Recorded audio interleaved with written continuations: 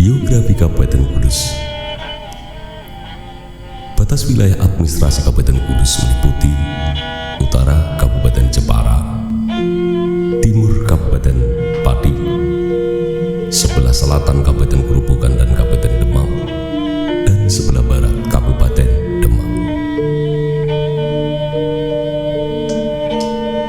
Kota Kudus memiliki beberapa julukan, yaitu Kota Semarak. Kudus memiliki semboyan semarak dengan kependekan dari sehat, elok, maju, aman, rapi, asri, dan konstitusional sebagai slogan pemeliharaan keindahan Kota Kudus. Kudus juga dijuluki Kota Santri karena banyak santri dan pondok pesantren di Kabupaten Kudus. Kabupaten ini juga memiliki pusat perkembangan agama Islam karena pada abad pertengahan dengan landmark Masjid Menara. Hal itu dapat dilihat terdapatnya 5 makam, yaitu Kiai Telingsing, Sunan Kudus, Sunan Muria, Sunan Gedu, dan Syekh Sadali. Kota Kudus juga dijuluki dengan Kota Kretek karena Kudus terdapat banyak pabrik rokok, diantaranya pabrik rokok Jarum, pabrik rokok Sukun, pabrik rokok Jambu Bol, dan lain-lain.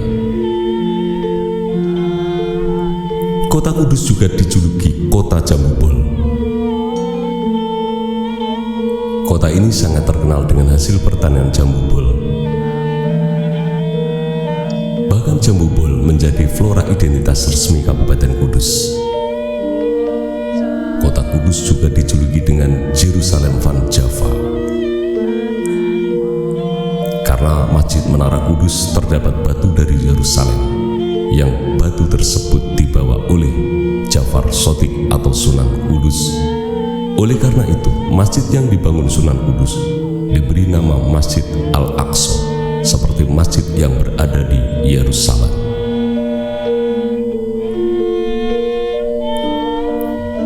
Kabupaten Kudus terdiri dari 9 kecamatan, 9 kelurahan, dan 123 desa. Pada tahun 2017, jumlah penduduknya mencapai 832.681 jiwa dengan luas wilayah 425,15 km dan sebaran penduduk 1.958 jiwa per kilometer persegi. Pusat pemerintahan berada di Kecamatan Kota. Kota Kudus adalah kabupaten di Jawa Tengah. Kabupaten Kudus terbagi menjadi 3 wilayah pembantu bupati atau yang disebut dengan Kawedanan, yaitu meliputi 1 Kawedanan Kota, yaitu Kecamatan Kota, Kecamatan Jati, dan Kecamatan Undaan. Yang kedua, Kawedanan Cendono yang meliputi Kecamatan Bayi, Dawi, Gebok, dan Kaliwung. Dan yang ketiga, Kawedanan Tenggelis yang meliputi Kecamatan Mejobo dan Kecamatan Jekulo. Daftar kecamatan dan kelurahan di Kabupaten Kudus adalah sebagai berikut. 1. Kecamatan Bayi, 2. Kecamatan Dawi, 3. Kecamatan Jekulo, 4. Kecamatan Mejobo, 5. Kecamatan Undaan, 6. Kecamatan Jati, 7. Kecamatan Kota, 8. Kecamatan Kaliwung, dan yang 9. Kecamatan Gebok. Sebagian besar wilayah Kabupaten Kudus adalah dataran rendah. Namun demikian, di sebagian wilayah utara terdapat pegunungan, yaitu Gunung Muria dengan puncak Saptorenggo yang ketingginya 1.602 meter di atas permukaan laut. Puncak Ratawu ketinggiannya 1.522 meter di atas permukaan laut, dan puncak Argo Jembangan 1.410 meter di atas permukaan laut.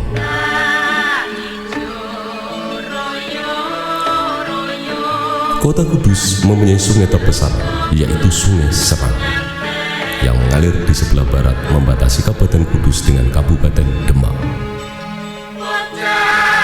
Kabupaten Kudus dibelah oleh Sungai Gelis di bagian tengah, sehingga terdapat istilah Kudus Barat dan Kudus Timur.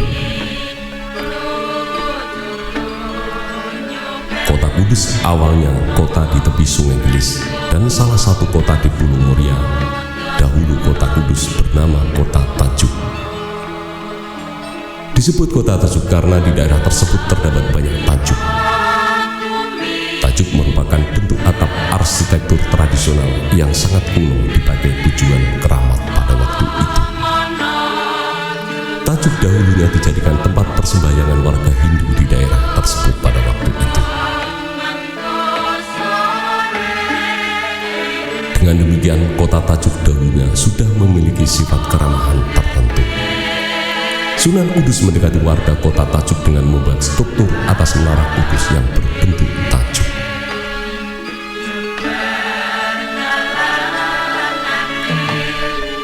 Warga hidup dengan bertani pada waktu itu, juga membuat batu bata, menangkap ikan, dan berdagang. Namun setelah kedatangan Sunan Kudus, kota itu dikenal sebagai Al-Quds, yang berarti kudus, atau sebutan lain, suci. Kota Tajuk memang sudah lama menjadi kota perdagangan, tetapi karena posisinya agak jauh dari Selat Muria, tidak ada pelabuhan besar di kota Tajuk pada waktu itu. Hanya pelabuhan transit yang nanti akan transit lagi ke pelabuhan Tanjung Karang di tepi Selat Muria. Pada saat itu, Selat Muria masih dalam dan lebar. Sebagai jalan pintas perdagangan, pelabuhan Tanjung Karang adalah pelabuhan transit penghubung ke pelabuhan Demak, Jepara, dan Juwana. Pedagang dari Timur Tengah, Tiongkok, dan pedagang antar pulau dari sejumlah daerah di Nusantara berdagang kain, barang pecah belah, dan hasil pertanian di Tajuk, tepatnya di pelabuhan Tanjung Karang, atau sekarang menjadi desa Tanjung Karang yang berada di Kecamatan Jati. Warga Tajuk juga terinspirasi filosofi yang dihidupi Sunan Kudus, yaitu Gus Jigang. Gus berarti bagus, Ji berarti mengaji, dan Gang berarti berdagang. Melalui filosofi itu, Sunan Kudus menuntun masyarakat menjadi orang yang berkepribadian bagus, tekun mengaji, dan mau berdagang. Dari pembauran lewat sarana perdagangan dan semangat Gus Jigang, itulah masyarakat Kudus mengenal dan mampu membaca peluang usaha. Kota Kudus dikenal sebagai kota penghasil rokok, bahkan terbesar di Jawa Tengah, dan juga dikenal sebagai kota santri. Kota ini adalah pusat perkembangan agama Islam pada abad pertengahan. Hal ini dapat dilihat dari adanya 3 makam wali atau sunan, yaitu Sunan Kudus, Sunan Muria, dan Sunan Kedu. 2 di antaranya usaha batik dan jenang. Kini Selat Muria sudah hilang ditelan sedimentasi. Begitupun dengan pelabuhan Tanjung Karang, juga hilang dan hancur ditelan sedimentasi. Berdirinya Masjid Menara Kudus sebagai hari jadi Kabupaten Kudus.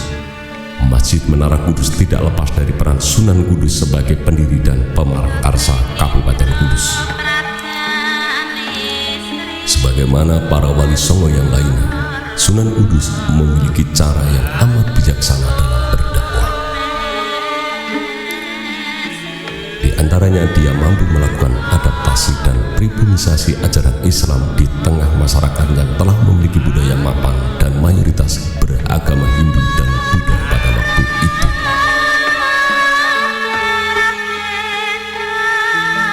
Penyambaran budaya Hindu dan Buddha dalam dakwah yang dilakukan Sunan Kudus satu-satunya dapat kita lihat pada prasasti Masjid Menara Kudus. Masjid ini didirikan pada tahun 956 Hijriah atau 1549 Masehi. Hal ini dapat diketahui dari inskripsi atau prasasti pada batu yang lebarnya 30 cm dan panjangnya 46 cm yang terletak pada mihrab masjid yang ditulis dalam bahasa Arab. Sebenarnya banyak orang yang salah paham dengan Menara Kudus. Masyarakat berpikir bahwa Menara Kudus dibangun bersamaan dengan Masjid Menara Kudus, padahal itu tidak benar. Menara Kudus sudah ada zaman dahulu, yaitu pada zaman Hindu-Buddha, dan umurnya jauh lebih tua dari Masjid Menara Kudus. Kini kejayaan dan kemakmuran kota Kudus karena perdagangan terulang kembali, karena industri dan posisi Kudus yang sangat strategis sebagai lalu lintas perdagangan di Pulau Jawa. Secara geografis, Kabupaten Kudus terletak di jalur Pantura atau AH2 atau bisa disebut dengan ASEAN Highway 2, membuat kota Kudus ramai dan maju besar. Bahkan Kudus adalah yang paling maju di Karsiden Pati dan di Semenanjung Muria. Pendapatan per kapita Kudus juga sangat tinggi di Jawa Tengah karena hasil industri yang sangat besar serta penduduk yang tidak terlalu banyak, tetapi dengan kepadatan penduduk yang tidak relatif tinggi. Asal nama Kabupaten Kudus, dahulunya kota Kudus bernama Kota Tajuk. Disebut Tajuk karena di daerah tersebut terdapat banyak tajuk. Disebut Tajuk karena di daerah tersebut terdapat banyak tajuk. Tajuk merupakan bentuk atap arsitektur tradisional yang sangat kuno dipakai tujuan keramat pada waktu itu.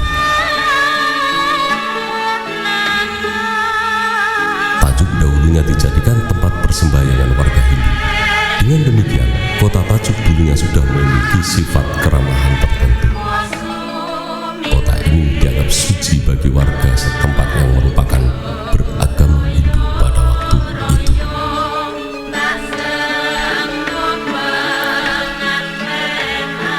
Sunan Kudus atau Jafar Sotik tidak menghilangkan makna keramahan dan kesucian kota Tajuk. Terbukti Jafar Sotik atau Sunan Kudus menamai kota tersebut dengan nama Kota Kudus yang berasal dari bahasa Arab yang artinya suci.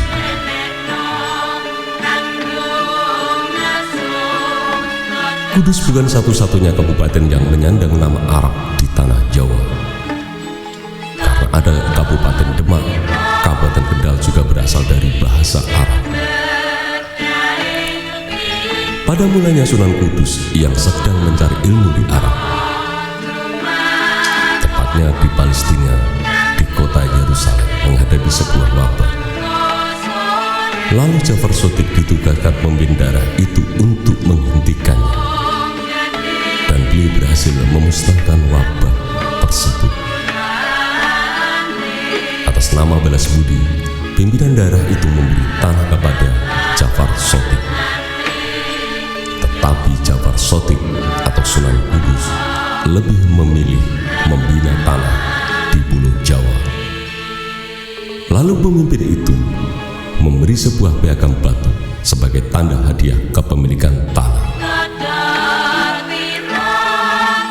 Setelah Jafar Sotik pulang ke Jawa, Jafar Sotik berdakwah di kota Tajuk atau nama kota Kudus sebelum Islam, lalu berdakwah dan membangun masjid di kota Kudus.